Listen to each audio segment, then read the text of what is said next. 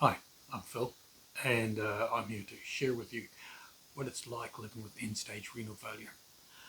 Uh, One of the consequences of, I guess, any chronic condition is that I have regular visits to doctors. Now,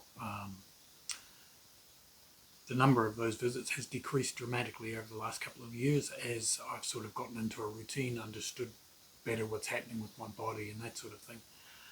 But also as my treatment has become more settled. So my regular medical appointments, every 3 months I see my GP who gives me my medication and that sort of thing. And generally, if there's anything going on that's I'm not sure about, I'll have a discussion with her about that then. Every 6 months I have a review with the nephrologist who's overseeing my care. That really doesn't generally involve, at the moment anyhow, it hasn't involved a lot of change. I bring along my chart for my dialysis. They check out that my meds are okay. They check my blood pressure, all that sort of thing. If I have any questions, which for the last wee while I hadn't really, but I've started thinking as I've been doing these videos, I've been starting to think of things I need to know. So I've had more questions lately. But anyhow, this video is one of those visits, one of those 6 monthly checkups. Today I'm headed off for my 6 monthly renal unit checkup.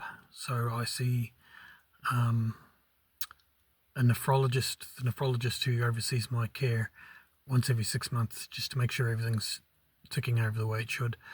As it turns out, the nephrologist who was responsible or overseeing my care has left the country. So I'm actually off to see a new doctor this morning, and I don't know anything about her any more than probably she knows about me. So we'll see how we go. Anyway, I'm just about to head off to Wanganui. Back from the appointment, I took the car park that's second closest to the furthest from the front entrance of the hospital. I was feeling pretty good when I arrived. Thought, that walk will be fine. It'll be a nice walk, and it is actually. It's nice grounds here. But after the clinic, I went through an underground tunnel to another building to pick up some wipes that I needed, which had been left out for me. Then I came back through the tunnel and walked to the car. Whew, and I'm fairly short of breath now. Self-inflicted. But anyway, the review. So it turns out the nephrologist who was looking after my case may or may not be coming back. So I'm not entirely sure what's going on there.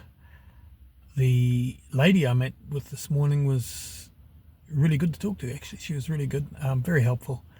I asked her a really tricky question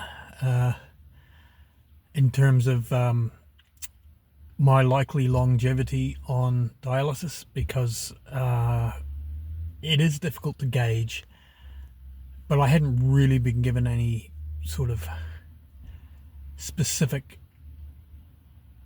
idea of what might be happening, and bearing in mind that it's a piece of string question, so who knows, given my current condition, which she said is pretty good, she sees no reason that I shouldn't be lasting 17 or more years, so I may actually get the 20 years that I was hoping for on dialysis. So that's really good news. It's not the sort of question I often ask when I go to these reviews. It's normally the doctor asking me how I am and what's been going on. So yeah, I think I'm going to chalk that appointment up as a success. Not to mention, a nice person to talk to. All right, so I'm home. I'm just about to start priming for dialysis. but I realized there's a couple of things the doctor mentioned that I neglected to. So the first thing is that she's asked me to take my target weight down incrementally. So if you haven't watched the dialysis videos, home dialysis, I'll put the link in the description of this one. But if you haven't watched them, the dry weight or target weight is the weight I'm aiming to be at when I'm finished dialysis. So after I've taken any fluid off my body that it may be retaining. Now, the doctor I saw thinks I'm probably retaining, I think 2 or 3 liters of fluid, although I'm usually under my dry weight. So they would suggest that my target weight needs to be adjusted, and that does happen from time to time. It doesn't remain the same always. So from now on, for the next few weeks, I guess, I'll be decreasing my target weight by 0.5 kilograms each session until my body gets to the point where it's too difficult for it to handle, or even just a little difficult for it to handle, because you don't want to put undue stress on your body. So based on the starting weight that I've had recently, I may well end up with a target weight 2 or 3 kilos or more under what it currently is. So I'll just keep an eye on that, of course. The other thing she mentioned was regular exercise. So I've been exercising between 2 and 4 times a week, depending on how my energy levels are. And she's pointed out to me that 20 minutes a day is preferable. And that's true for everybody, of course. I've been letting myself off because, I'm sick.